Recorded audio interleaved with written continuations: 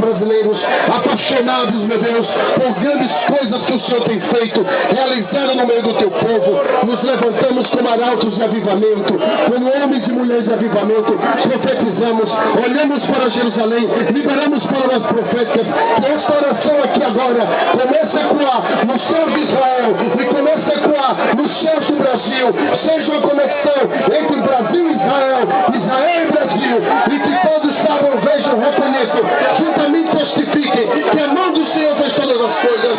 Oramos por Marina Silva, te lembramos, é a tua serva, sobre a monte para orar, Jeshua, busca a tua face, ama Israel, ama o teu povo, ama a tua palavra, se debruça na tua palavra. Nós estamos empolgados com essa bênção que o Senhor está nos dando hoje, de revogar esse decreto, de começar a desenhar um novo tempo para a nossa vida. Abençoamos agora a cada família aqui representada, começando agora pela sua família, Pai, cada família aqui representada, cada filho, as finanças, todos os recursos, tudo que temos, tudo que somos.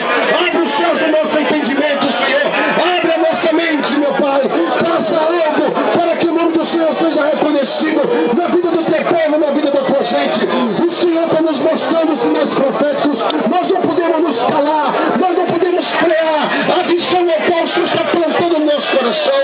Obrigado pela tua fidelidade, estamos debaixo de uma nuvem de avivamento.